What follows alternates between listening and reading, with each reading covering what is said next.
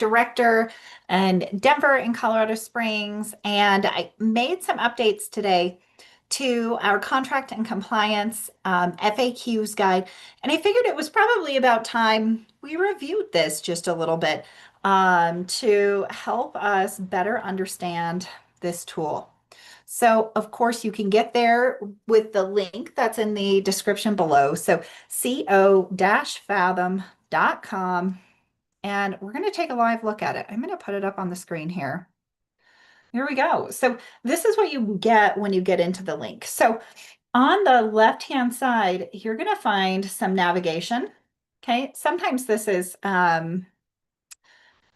collapsed. So if you click on this, you're going to find some navigation links here that will help you to jump right to the section that's most pertinent to what you're looking for. But at the top are just some general guidelines around the compliance process, right? Within 2 business days of execution of any document, you need to make sure that that gets uploaded into IntelliAgent.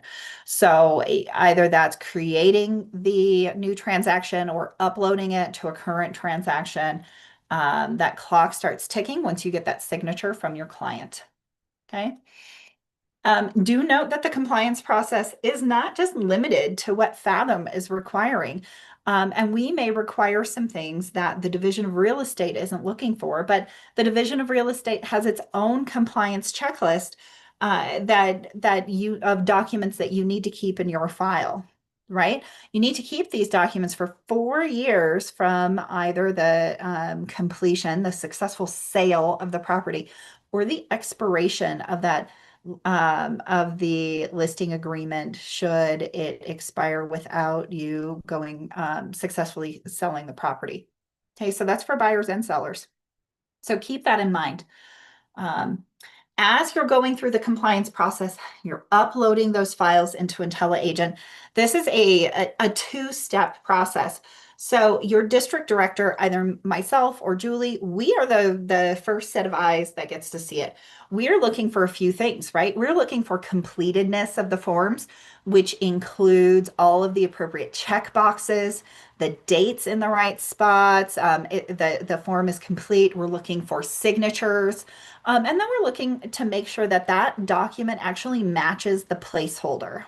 Okay. And that they're separated appropriately. Only upload the document that the placeholder is asking for. Sometimes you might need to create a custom document for that. And also, you're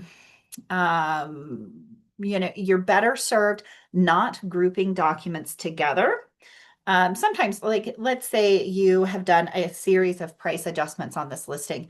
You could upload all of those price adjustment agreement to amend extends as one document, but I wouldn't upload those all with the listing agreement. We want those to be separate, not just for us, right? It does make Julie and I's life easier, but for the corporate compliance, which is the next step. Once your file is complete, and we've done the local compliance review, then you can submit that file, and that's when corporate reviews it as well. And so they're looking for those things and more. And so some of the things that we might bounce your document back for might just be because we know corporate well, right? So we're trying to save you some time to make sure that you can get paid at closing. Okay. So both of those happen. That final compliance review, when you submit the file and you do your funding request, you want that to happen, a week or so before closing, at least. It can happen as soon as you're ready, but it does take some time for that process to work through. Um, and those checklists in IntelliAgent, well, those are dynamic, which means they're not the same every time. It's really important that you answer all of the questions correctly and that you're putting all of the appropriate parties in the transaction in there. Because if you say there's no listing agent, well, you're going to get additional forms populated in there because now there's not another agent on the other side of the transaction. If you're saying the home was built in 1970 or pre-1978 and it's not, then you're going to get the lead-based paint check boxes in there, right? So you got to make sure that you're answering all of those questions as accurately as you can so that you get the most accurate checklist for you. Okay.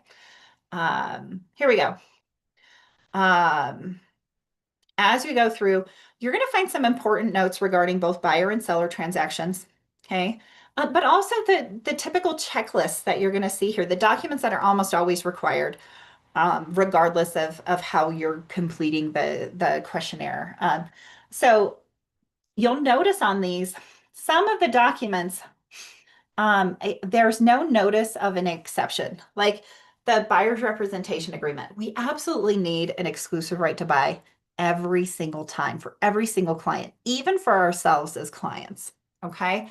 But sometimes it might be okay to not have that document. So here's a great example of that is this brokerage firm's compensation agreement. Okay. Sometimes, like if the seller is paying our buyer agent compensation, then we don't have an agreement with the other brokerage firm to receive compensation from them. The seller is paying us, so we don't have one. So what we can do instead is we can ask for an exemption, right? So instead of putting a document into that placeholder, we would put a reason for the exemption. And you can put whatever reason you'd like to for the exemption. But if you'd rather, you can just copy and paste this in there. And so the language for the appropriate exemptions is here wherever we would accept an exemption for. So definitely use those, use that copy and paste if you need it. Um, Okay, so the different types of buyer side transactions. So if it's resale or new construction, when the buyer's a customer, right, and there isn't a listing agent on the other side, and then some um, the checklist for listing. So um, there's a little something here, especially about the lead-based paint requirements. Okay. If it's asking for a lead-based paint form, you absolutely must turn that in. We can't have any exceptions there. Uh, but here's the checklist, right? So it's just like the buyer checklist you can go through. If there's a possible exemption, like the brokerage firm compensation agreement, you'll see that language here. You can copy that and paste it into compliance. Okay. Got a couple of other FAQs. Right? Why? Because, well, Julie and I get asked really frequently, hey, do I have to do this thing called the affiliated business disclosure? Or why do I need the definitions of working relationships? It's already in the contract, isn't it? Well, if you have one of those questions, you can find it here also. Okay. Seller's property disclosure, marketing emails and calls. So if you want to opt your client out of getting marketing emails or calls in the transactional process, that information's in here. If you have a personal deal, right, we've got some additional information in here. The clauses that you'll need if you have another person who's going to have access to your confidential information. And this section is new. We just added this, how to handle these types of transactions. So if you have a referral coming in, what do you do? What are the steps for the referral, right? How do I make sure that I get paid for that incoming referral, or I just sent out a referral? What does that look like? And then this has been really common, rebates to buyers on occasion, right? Because of a promotional program we're part of, because of an agreement with the buyer, because maybe we're have a hometown hero buyer or something like that. Sometimes we are offering a rebate. A portion of our commission might go back to the buyer. And in that case, we need a letter. We need a letter from the broker saying it's okay for us to do that. And this is how you get that letter. So there's some really great information in here. Remember, you can get there at co-fathom.com and then follow the links. And if there's something we missed, hey, if there's something you think would be a really helpful addition, let Julie and I know. You can put it in the comments here. You can send us emails. We're happy to update it. I hope you guys are having a fantastic day. It's Wednesday, so we're halfway through the week, getting ready for a big weekend.